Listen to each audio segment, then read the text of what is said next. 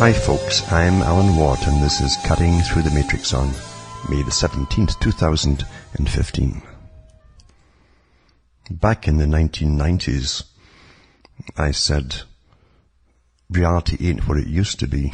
As time goes by, it'll be almost impossible to find, because I knew the techniques that were being used already on the public and had been used for a long time, and how they're being more and more perfected, and how they were actually training society to believe whatever they were told from the top or by the mainstream media, with its techniques of incessant repetition. And you could see, of course, back then too, that it was quite easy, in fact, to scan through television stations if you had cable at the time, and you'd find the same news getting repeated verbatim on every topic, all the same across the board. Didn't matter what station you looked into or channel. So news was always manipulated big time, more so today than ever before. But also with the internet too, they'd already drafted up all their plans of how to control the minds of the people, and even further agenda by using the internet and techniques of drawing folk in, different age groups naturally, because everyone's catered to and have special departments for different age groups who understand the human dynamics and milestones we all go through, the genders as well. And I would draw them in to certain sites that would fascinate them. The whole New Age movement, of course, was run from the top initially of some departments of even the CIA and MI5 in Britain, where they could fascinate people and sway them off into tangents of unrealistic thinking, but telling them this is the real thinking. Now you're into the New Age, you're using psychic phenomena, etc., etc. And once you draw them in, then you can bring in what they call the positive thinking movement into it as well, by creating a form of optimism. And this optimism would make them swallow anything down the roads, and it works awfully well. It makes people very, very gullible indeed. Right down to ignore the negative, disregard it, just turn your back on the negative, don't think of it at all, because you thinking about it is going to make it happen.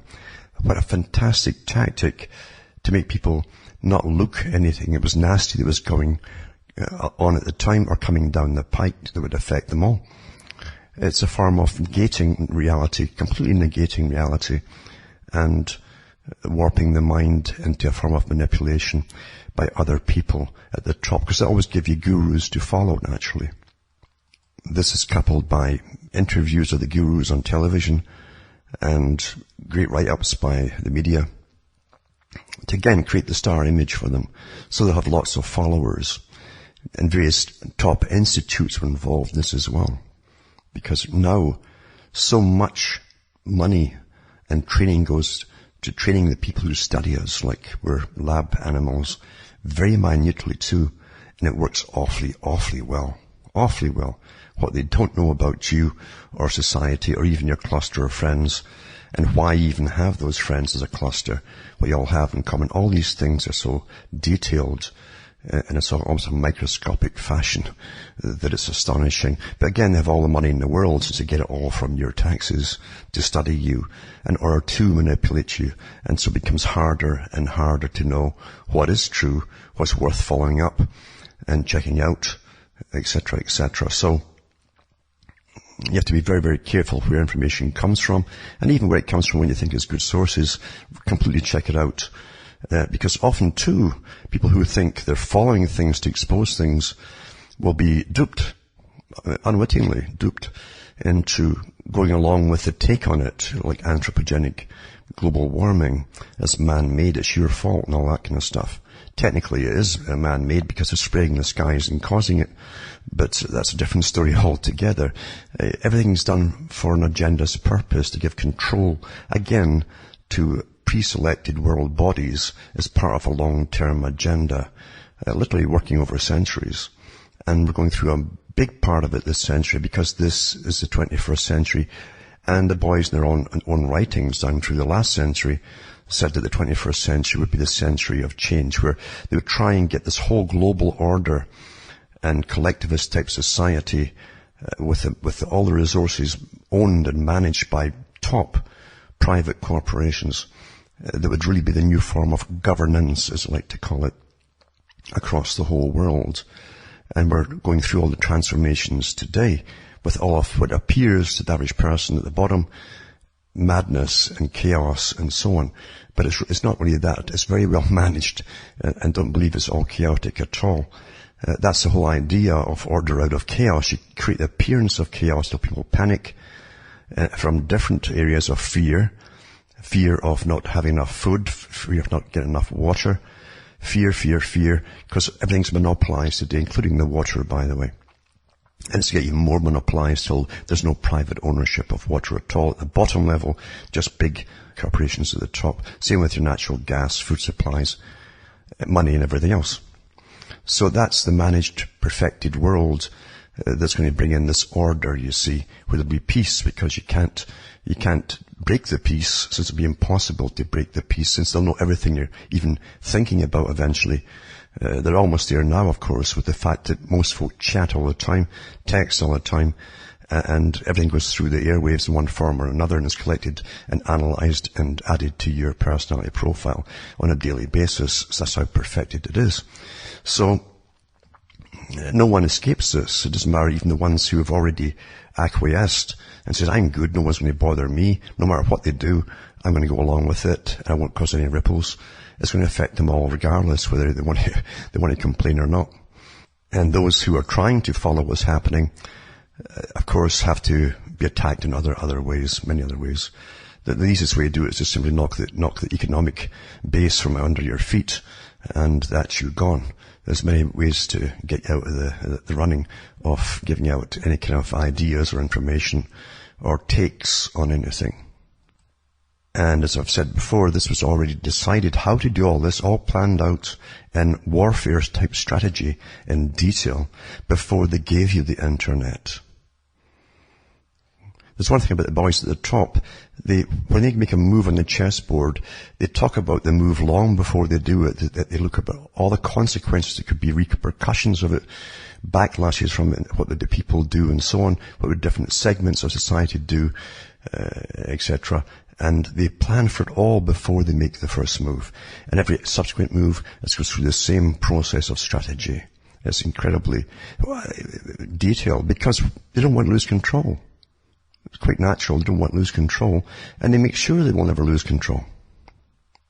That's what power does, you see.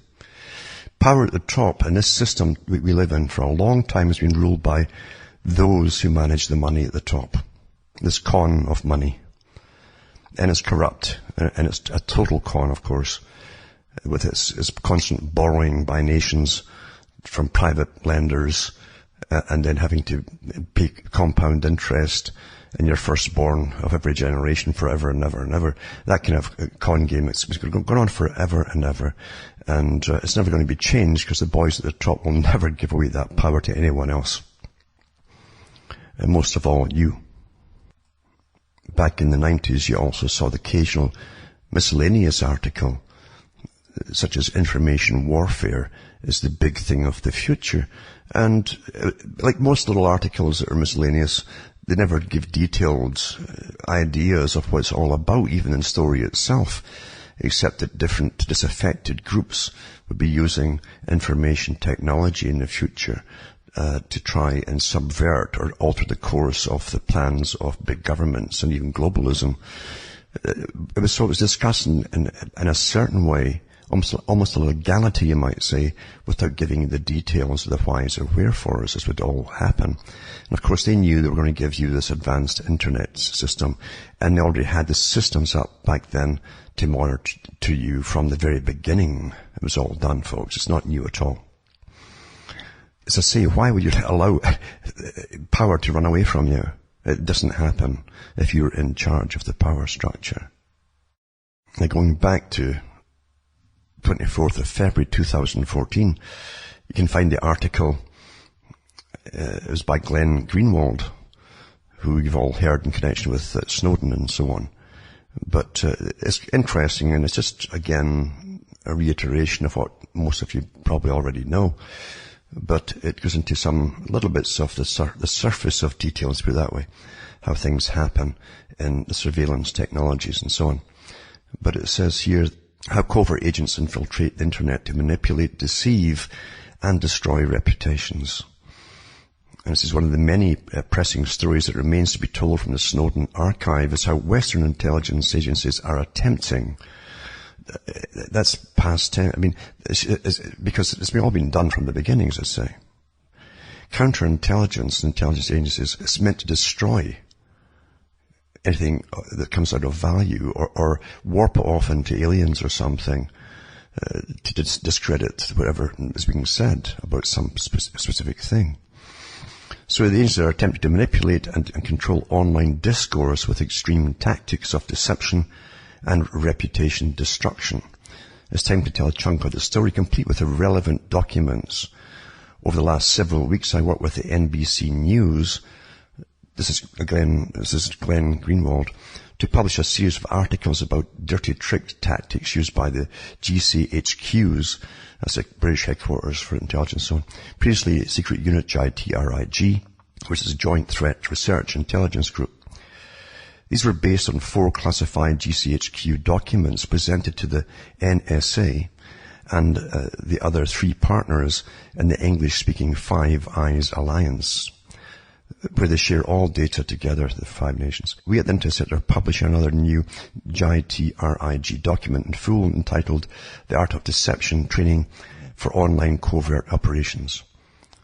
By publishing these stories one by one, our NBC reporting highlighted some of the key discrete revelations, the monitoring of YouTube and Blogger, the targeting of Anonymous with the very same DDoS tactics they used, hacktivists of using those dirty tricks and so on, operations, the use of honey traps, luring people into compromising situations using sex, very, very old technique, and destructive viruses. But here I want to focus and elaborate on the overarching point revealed by all of these documents, namely that these agencies are attempting to control, infiltrate, manipulate, and warp online discourse, and in doing so are compromising the integrity of the internet itself.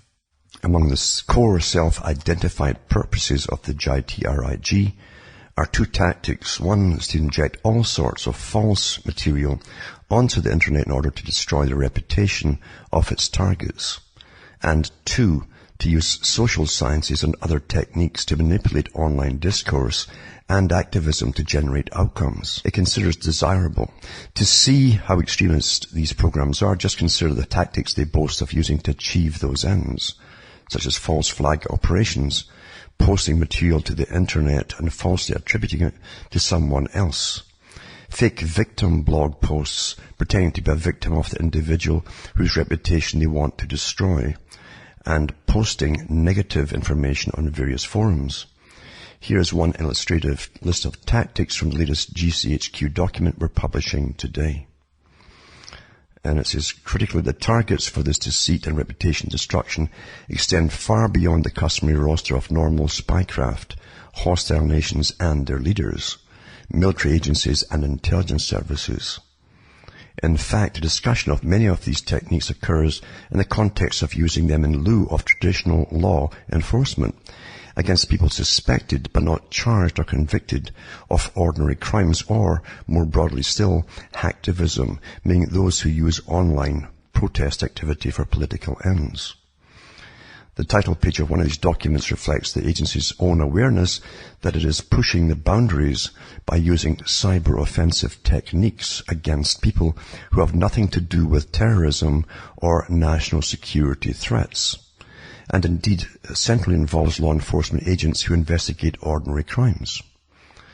No matter your views on Anonymous, hacktivists, or garden-variety criminals, it's not difficult to see how dangerous it is to have secret government agencies being able to target any individuals they want, who have never been charged with, let alone convicted of, any crimes, with these sorts of online deception-based tactics of reputation destruction and disruption.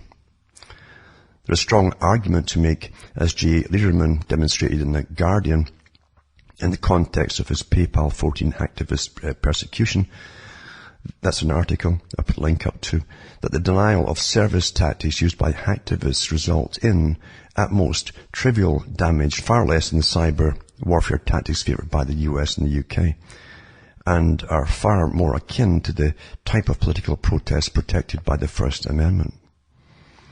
The broader point is that far beyond hacktivists, these surveillance agencies have vested themselves with the power to deliberately ruin people's reputations and disrupt their online political activity, even though they've been charged with no crime, and even though their actions have no conceivable connection to terrorism or even national security threats.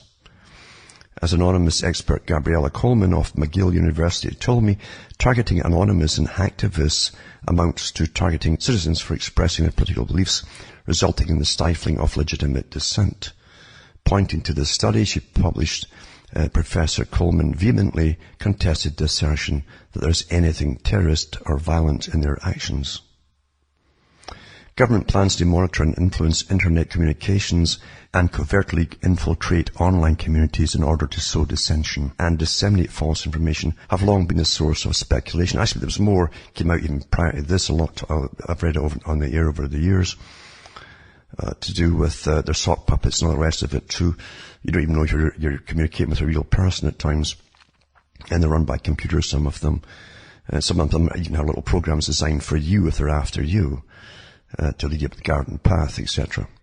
This article goes on to say Harvard law professor Cass Sunstein, close friend of Obama, advisor under the White House's former head of the Office of Information and Regulatory Affairs, wrote a controversial paper in 2008 proposing that the US government employed teams of covert agents and pseudo-independent advocates to cognitively infiltrate online groups and websites, as well as other activist groups. Sunstein also proposed sending covert agents into chat rooms, online social networks, or even real space groups which spread what he views as false and damaging conspiracy theories about the government. Ironically, the very same Sunstein was recently named by Obama to serve as a member of the NSA review panel created by the White House, one that, while disputing key NSA claims, proceeded to propose many cosmetic reforms to the agency's powers, most of which were ignored by the president who appointed them. But these GCHQ documents are the first to prove that a major Western government is using some of the most controversial techniques to disseminate deception online and harm the reputation of targets. Under the tactics they use, the state is deliberately spreading lies on the internet about whichever individuals it targets, including the use of what GCHQ itself calls false flag operations, and emails to people's families and friends. Who would possibly trust a government to exercise these powers at all, let alone do so in secret with virtually no oversight and outside of any cognizable legal framework? Then there is the use of psychology and other social sciences to not only understand but shape and control how online activism and discourse unfolds. Today, newly published documents touts the work of GCHQ's Human Science Operations Cell, devoted to online human intelligence and strategic influence and disruption. Under the title Online Covert Action, the document details a variety of means to engage in influence and info-ops, as well as disruption and computer net attack, while dissecting how human beings can be manipulated using leaders, trust, obedience, and compliance. I should just mention here too and interject the fact that they also get people who are in university students, occasional students, as assets basically, to do this too, and give them a little stipend, a little pat on the head, and perhaps a tentative promise to get them into higher institutions of spying basically for government. So they've got many different techniques and ways to recruit people.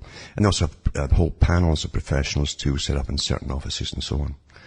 That's why I ignore anything to do with complaints about me or so-and-so saying this. I never even answer them, to be honest. I don't even look at them. It doesn't bother me at all. You expect it. And again too, and our technique is used is to boost someone up they want you to listen to or follow, by saying that they're getting attacked all the time. That's a good way to get folk to think, well, they must be genuine in that case too. So it's such a mess of spookdom. I call the whole world of spying spookdom. That you've got to think for yourself at all times. All times. And it says here, the documents lay out theories of how humans interact with one another, particularly online, and then attempt to identify ways to influence the outcome or game it, as they call it. And that's what they call it, gaming it, when they're doing something to you. We submitted numerous questions at GCHQ, including one: does GCHQ in fact engage in false flag operations where material is posted to the internet and falsely attributed to someone else? I've had that happen where they even put up fake sites that look like mine. This happened, yeah. Anyway, it says 2, does GCHQ engage in efforts to influence or manipulate political discourse online? And 3, does GCHQ's mandate include targeting common criminals such as boiler room operators or only foreign threats? As usual, ignored these questions, there's your open society, and opted instead to send their vague and non-responsive boilerplate, saying it's a long-standing policy that we do not comment on intelligence matters. Furthermore, all of GCHQ's work is carried out in accordance with a strict legal, so they always come out with a strict legal thing, and policy framework which ensures that our activities are authorized, necessary and proportionate. And there is rigorous oversight, including from the Secretary of State, the Interception and Intelligence Services Commissioners, and the Parliamentary Intelligence and Security Committee. All our operational processes rigorously support this position. I mean, you can do anything legally if you pass a law and make it legal, right? Only for themselves, naturally. It says these agencies' refusal to comment on intelligence matters, meaning talk at all about anything and everything they do, is precisely why whistleblowing is so urgent. The journalism that supports it so clearly in the public interest, and the increasingly unhinged attacks by these agencies, so easy to understand. Claims that government agencies are infiltrating online communities and engaging in false flag operations to discredit targets are often dismissed as conspiracy theories, but these documents leave no doubt they are doing precisely that. Whatever else is true, no government should be able to engage in these tactics.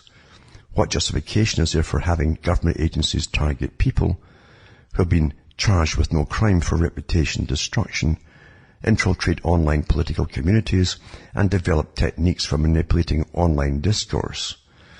But to allow those actions with no public knowledge or accountability is particularly unjustifiable.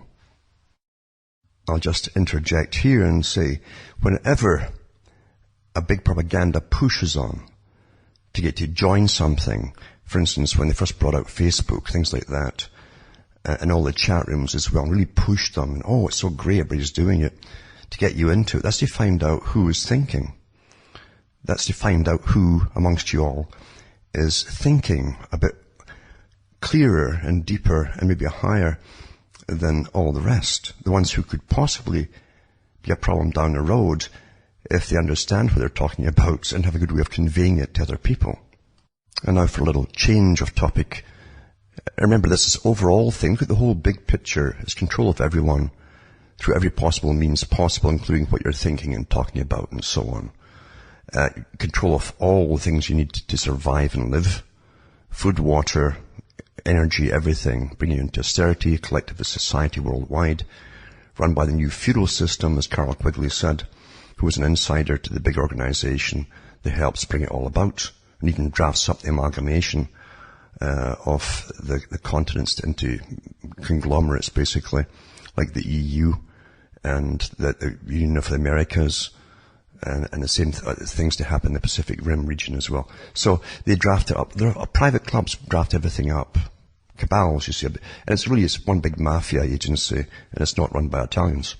But here's an article here that ties in with that aspect of it. See, total control means exactly that, total control. Total control. It's hard for most folk to get their heads around that term. What do you think total means? It means that to have total power and control over everyone, you must have ownership of everything the people as individuals need and collectively need to survive. and you profit off it being a superior people altogether, and you decided that a long time ago, long before the Nazis came along. And you find that Bertrand Russell said it too, the ruling elite will become a separate species, basically. Because they'll be in reality while you're in the fake one they give you, of confusion and worry. So here's an article here to push the agenda to their long planned goal. How to end boom and bust, it says. Make cash illegal. And this is from The Telegraph, May the 13th, 2015. It says the story is part of the Money Lab series in which respected figures, right off the bat, see, remember how ideas and impressions are across to you. Respected figures from the world of finance. Do you think there's any respected people in the world? Who respects them except their own gang members? Right? The big club. So respected leaders figures from the world of finance put forward controversial ideas for improving our personal finances or the economy. Our personal, we're taxed to death, and it's to get a lot worse. We'll publish this story in print in Your Money this weekend, along with the best comments from readers. So have your say below, it says. A proposed new law in Denmark could be the first step towards an economic revolution that sees physical currencies and nominal bank accounts abolished and gives governments futuristic new tools to fight the cycle of boom and bust. God help anybody if governments were real and tried to really fight anything with any kind of efficiency. The Danish proposal sounds innocuous enough on the surface. It would simply allow shops to refuse payments in cash and insist that customers use contactless debit cards or some other means of electronic payment. Well, most folk are trained into that already. You understand, articles like this don't just come out of the blue when they're pushing something ahead. They always train the people in advance before they bring the thing out and really push it as law. They train you first by giving you your debit cards and your preferential customers card and all this nonsense. They call them mousetraps, or you get a little discount on all the things that you buy, maybe. In other words, you get the proper price where folk who don't get the card are persecuted by getting really ripped off.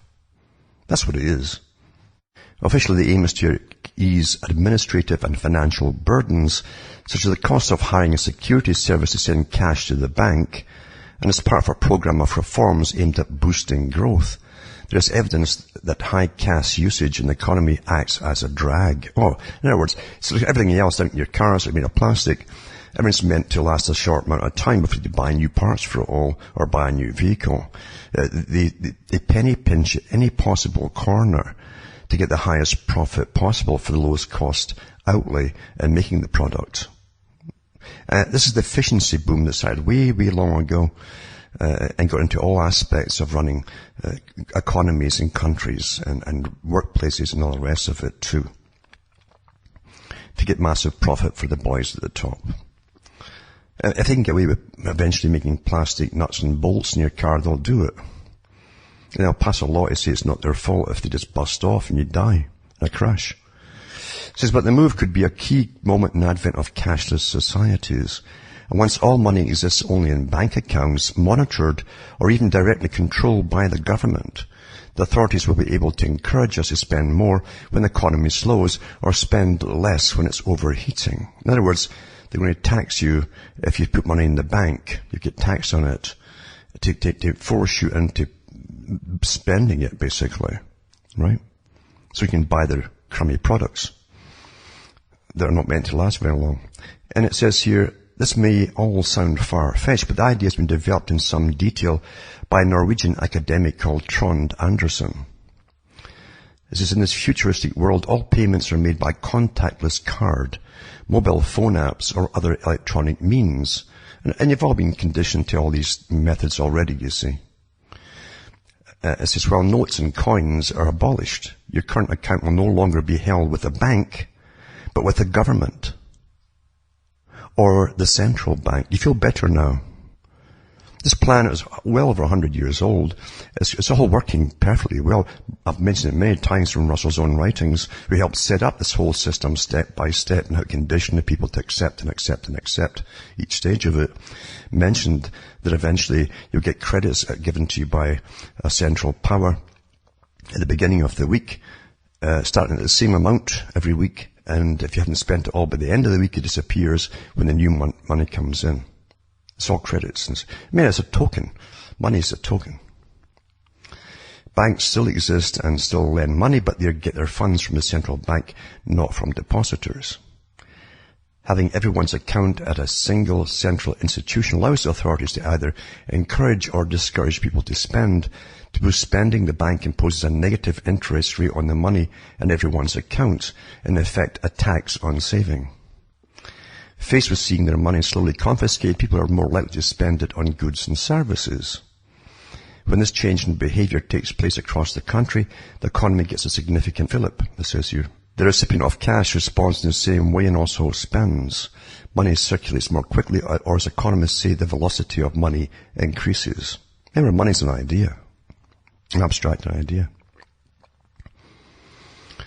This is what about the opposite situation when the economy is overheating? The central bank or government will certainly drop any negative interest on credit balances, but it could go further and impose a tax on transactions. These are all being discussed over the years, and I've read them over there too. Tax on transactions, you see. So whenever you use the money in your account to buy something, you pay a small penalty. Well, they always start small, and like your income tax and everything else. That makes people less inclined to spend and more inclined to save, so reducing economic activity. Such an approach would be a far more effective way to dampen an overheated economy than today's blunt tool of a rise in the central bank's official interest rates. This is if this sounds rather fanciful, negative interest rates already exist in Denmark, where the central bank charges depositors 0.75 PC a year, and in Switzerland, it says. At the moment, it's easy for individuals to avoid seeing their money eroded this way. They can simply hold banknotes stored either in a safe or under the proverbial mattress. But if notes and coins were abolished and the only way to hold money was through a government-controlled bank, there would be no escape. Doesn't that sound great? There'd be no escape. This is a pro-cashless society propaganda message here. Apart from the control over the economy, there would be many other advantages of a cashless society. Such a system is much cheaper to run than one based on banknotes and coins. Forgery is impossible, as are robberies. What a lot of crock that is. I mean, you're putting all the power of your future into the hands of the crooks to start with, because they've plundered you at least twice a century, often more. It says electronic money is an inclusive and convenient system, giving poor and rural sectors of an economy where cash machines and bank branches that may be few and far between, and not all people have accounts, a tool for easy participation in the economy, is to help people who are poor. Finally, the black economy will be hugely diminished and tax evasion will be all but impossible, except for the sods that run it all, because they never pay taxes. What a joke, eh? What a joke. How can the Telegraph even doesn't it tell you all you need to know about these newspapers? They put this in, it's been a written piece for me, just shove in there by the PR companies, etc. And they go ahead and do it with no comment on it at all. Isn't that something? But a lot of folk, again, who are already using cashless systems, they'll go, oh, well, yeah, it's so convenient, Blah, blah, blah, blah, blah.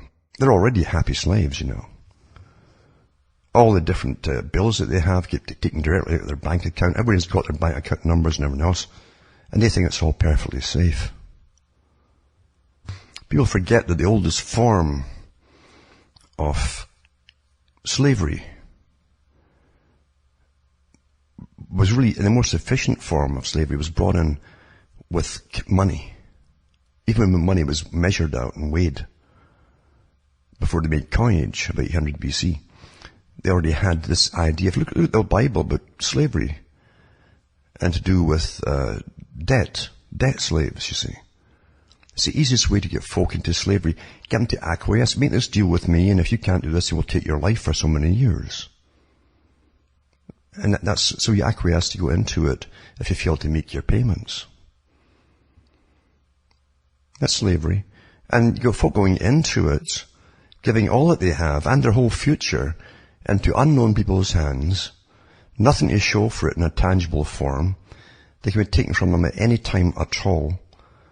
And they think this is normal.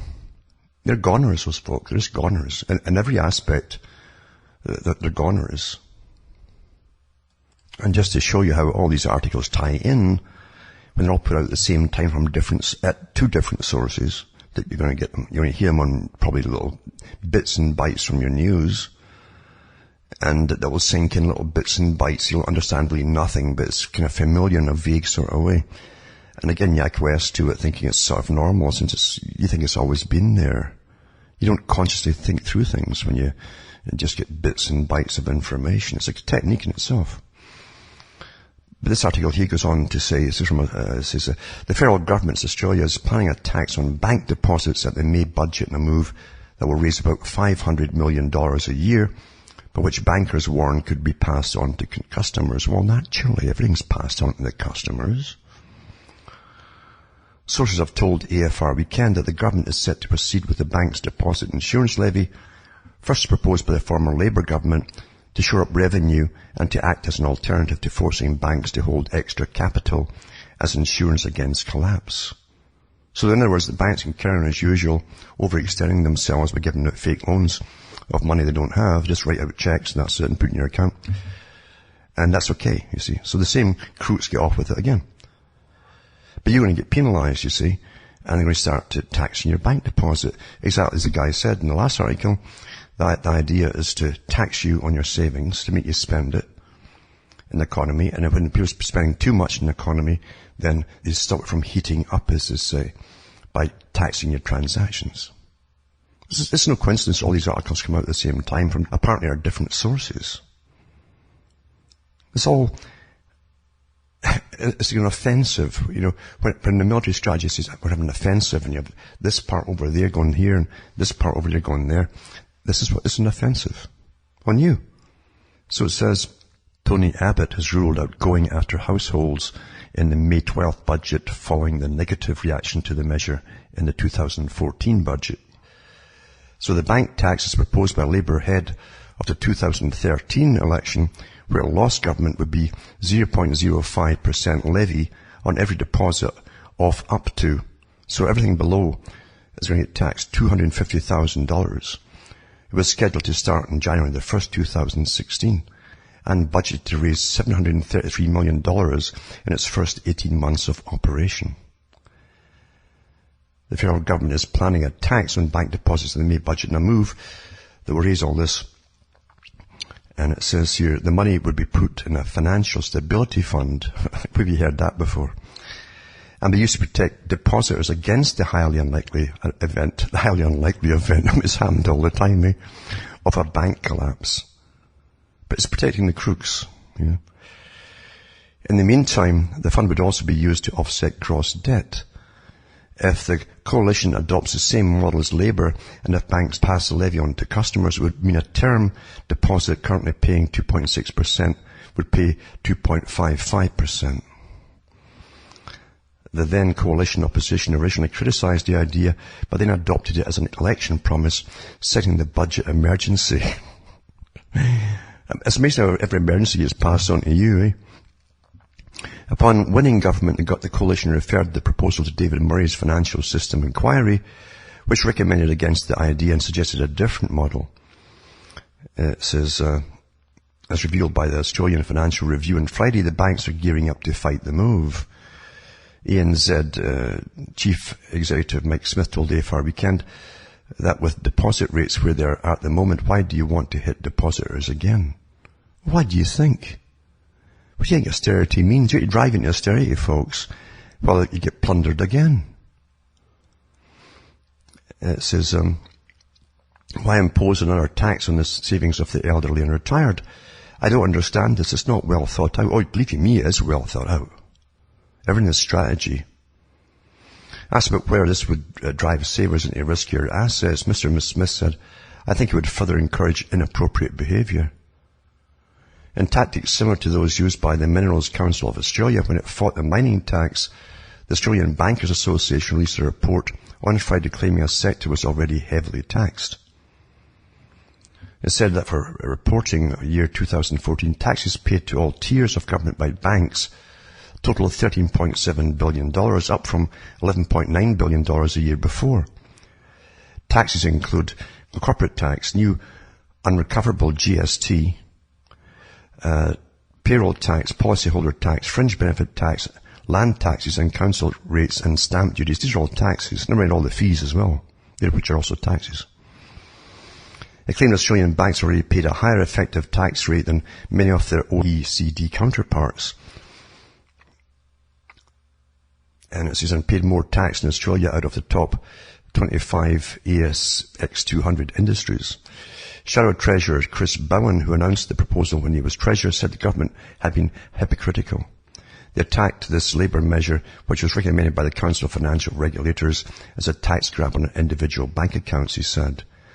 They then took it as a policy, but then government couldn't make a decision on it, referred to Murray, who recommended against it, but have now decided to keep it.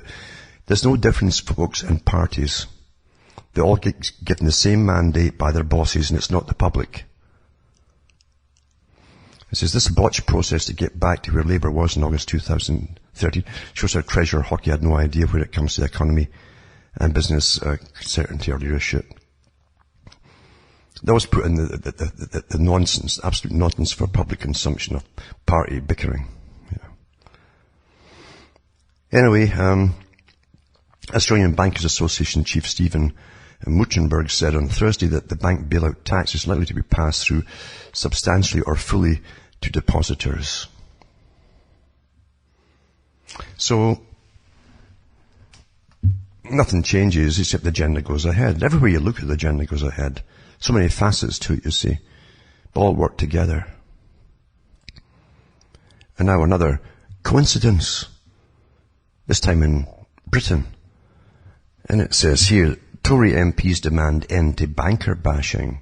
I wonder why are folk bashing the bankers? Bank levy, which is a tax, debate hots up after historic Conservative election victory, 11th May 2015. And it says, Conservative MPs and senior city figures, the city figures, of course, are the city of London, the ones where the banks are, that's the inner city, want the new government to rein back punitive taxes aimed at banks and avoid weakening one of the UK's most competitive industries. Competitive with whom? It's a massive monopoly.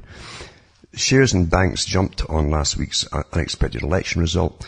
Defeated Labour leader Ed Miliband had threatened major hikes to the bank levy, more bonus taxes, and even the possible breakup of banks such as the RBS and Lloyds. The RBS, by the way, is the Royal Bank of Scotland. It's such a misnomer because we don't have royalty in Scotland.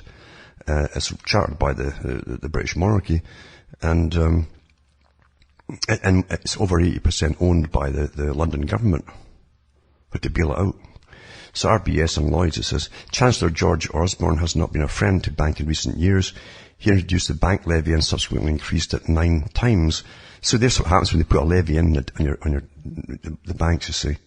So he introduced the bank levy and subsequently increased it 9 times. As soon as you put something in the books, you see, it's only a tiny part of 1%. Then it goes up 9 times before the year's out, including a shock rise to 0.21% of their balance sheets in the last budget. But lenders and some MPs now hope the worst is over. Bank bashing is something we've got to move on from. Getting the whole world plundered, it's just, get over it. Yeah. And getting stuck in the bank's levy every so often to demonstrate that our bank bashing is as good as their bank bashing is not the way forward, said Mark Garnier, who's expected to rejoin the Treasury Select Committee. I think we have done enough. We need to give the city, the City of London, the bank boys, the space to implement changes we made over the last 5 years. City MP Mark Field echoed the sentiment, because they're all in the same club, partly the skill of any chancellors to set tax at a level where there may be grumbling from the people it affects. Now listen to this. this is the Chancellor, is set to set tax at a level where there may be grumbling from the people it affects, but they won't do any more than grumble. That's all you folk. That's all you do. They've done all the studies on you. That's all you do is, okay. In fact, grumbling isn't even as often frequent as it used to be. People, oh well, what can you do? With the bank levy, we have just about reached the tipping point. I would very much hope that insofar as we have future levies, more taxes, we aren't looking to squeeze a little bit too much out of the bank. So they want to pass it on, just like Australia and everybody else, on to the people. The HSBC is contemplating moving its headquarters from the UK to a more welcoming home, and Standard Chartered could do the same. Leading European and American investment bankers have told City AM they have no choice but to keep some business and staff out of the UK, where it's cheaper and more straightforward to operate abroad, maybe India or somewhere. Surrey MP Kwasi Kwarteng added, I don't think we're going to go past the tipping point of taxes pushing banks away. This was a crunch election. We rejected Holland-style socialism. What a joke, eh? Like you rejected it. And the city doesn't have anything to fear. The banks run it. We should be critical of the city and we'll keep asking questions, but we have to understand that wealth creation really is at the centre of our culture. Well, wealth plunder is at the centre of your culture, folks. It says there was a huge sigh of relief from the city that Miliband didn't get in. Oh, it's not going to happen because he's not in. They're all hand-picked folks in all the parties for their bosses. And as I say, the bosses are not you. At the end of last week, ICAP boss Michael Spencer, a Tory supporter, hit out the bank levy. You can't expect them to lend more when you're taxing their balance sheets, he told the Financial Times. London MEP's member of European Parliament Syed Kamal added yesterday, any policy towards banks should not be about punishment for the last crisis. It should be making sure taxpayers aren't called upon to bail banks out in the future. What a liar, because they knew damn well that all the countries, including Britain, have already signed the bank bail-in when they confiscate your savings when they fail the next time. Gah.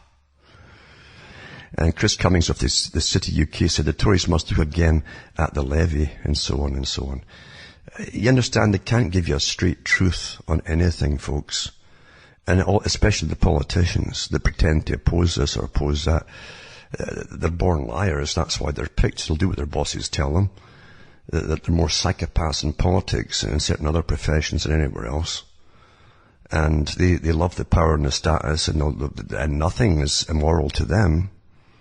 If it's for self-gain, they take their payoffs pretty well. That's reality. But what it shows you that every single part of the agenda goes steamrolls ahead regardless. And it's across the board, across the world, all at the same time. Has been for your whole life, actually. They often have different names for the same laws that get passed across the world at the same time, so that you don't catch on to them. I caught on to that many moons ago. As I say, all resources are gone after big time. So the big masters of the world control everything, your bank accounts, you name it, your governments, everything you need to survive and live from day to day. And eventually down the roads to where you can get born if they need you. If they don't need you, you won't get born, folks. Simple as that. I'm not kidding about that. It's not been written about years ago. By folk in the know who actually were members of the big world organizations who were planning all this and brought in the planning. This article here is to do with water and energy and so on. All the things which are going to be awfully important to you. You hear more and more of it. Because energy is tacked onto everything now. Energy. Departments of energy. Because everything that takes energy to create and you have to purchase, you're going to pay all the taxes on it. It's all taxes for energy itself. In fact, if they can get down to how much energy you use on a daily basis by testing your CO2 output or something, they'll tax you on that too. And I'm not kidding you. As the last article said, the politician says, well, they might grumble a bit, the public might grumble a bit, but they won't do anything past that. No, they know you all too well now. They've dumbed you all down. And anyway, this article here says, Washington, D.C., May 4, 2015.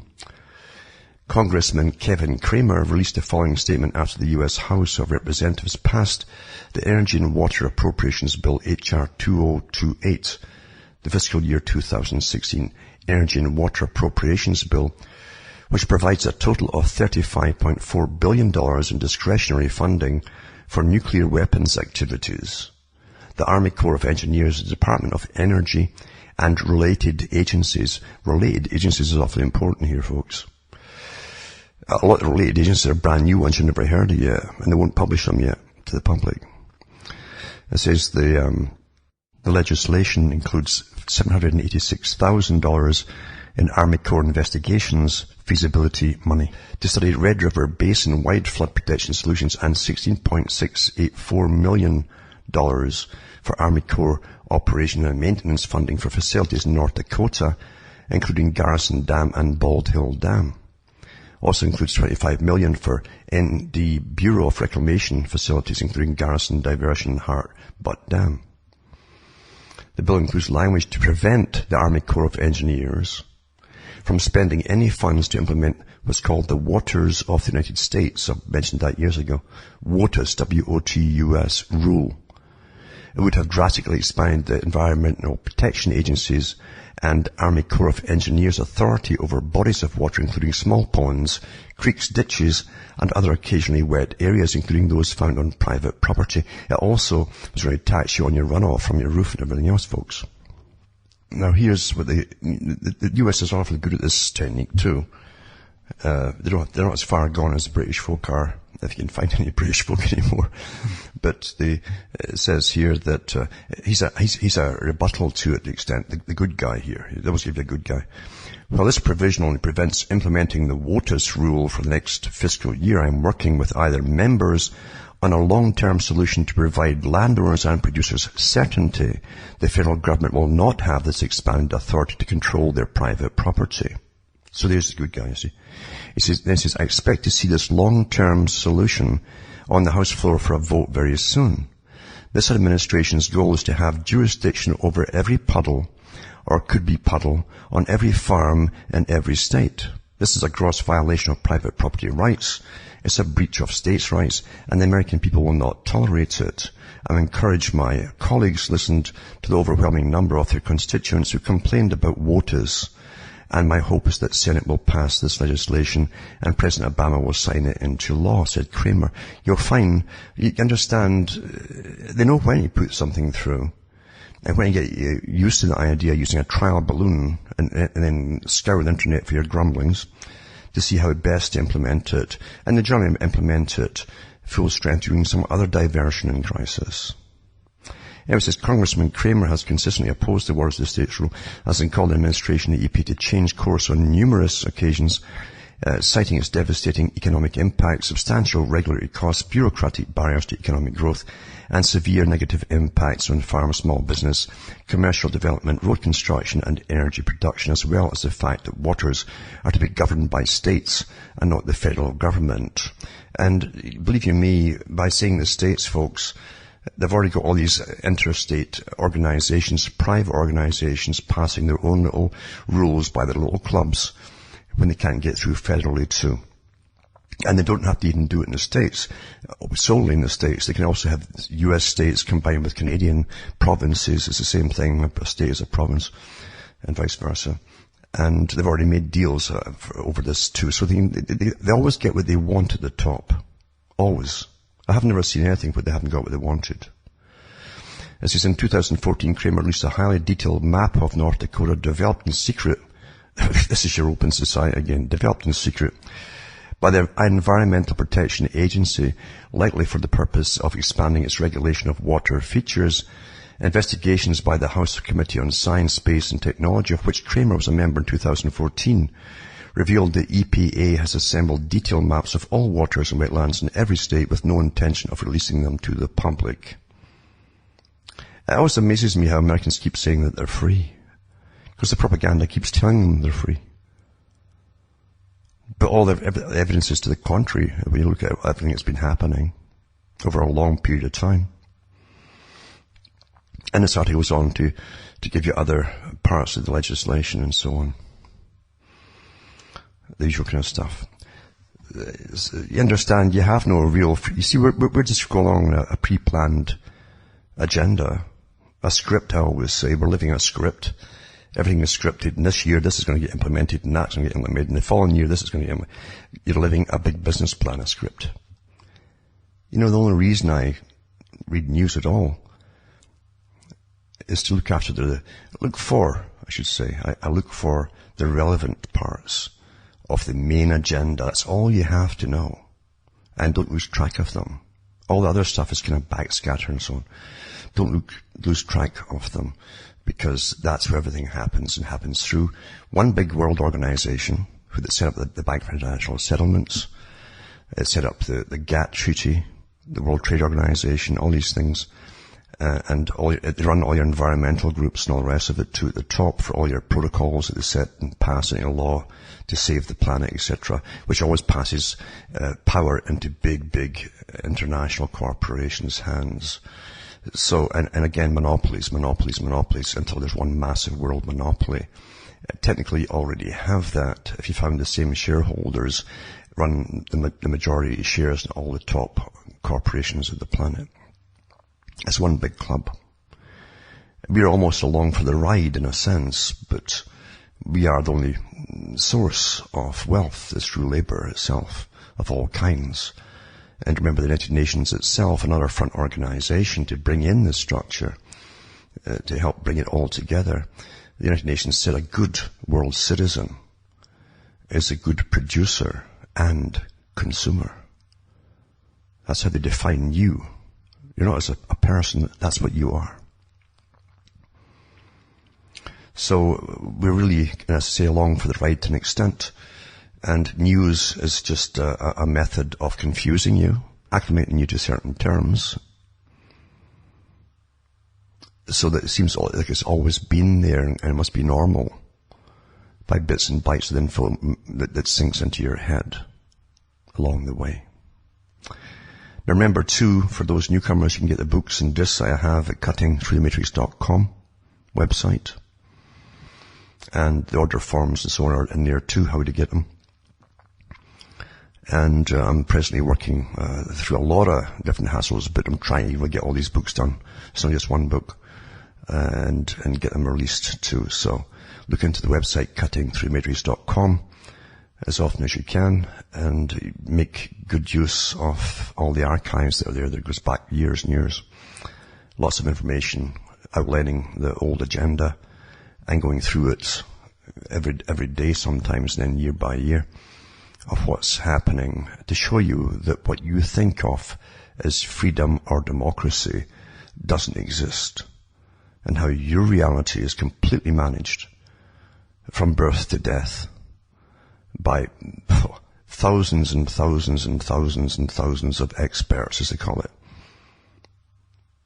of therapists, psychotherapists, psychologists, behaviorists, all the different, the neurologists, all the scientists are in there managing you. They're on board with the public relations firms. Everything comes through public relations firms to you. All the handouts that go out to the newspapers to get put into newspapers goes through psychology departments and so on that work for governments and work for the big private foundations that basically own your governments and have done for a long time, through the private clubs such as the Council on Foreign Relations, Royal Institute for International Affairs, and their specialized branch that they have, because those two are the same group actually. But the specialized branch is the Trilateral Commission that drafts up all the trade agreements for international trade, the amalgamation of countries into big conglomerations, and so on. Private. Everything's private. And you can't get membership. You have to be asked in, invited in. And if they ask you in, they've already sussed you out and watched you for years to make sure you're a team player and you don't mind personal profit at others' expense. So from Hamish myself from Ontario, Canada, it's good night to me. Your God or your gods go with you.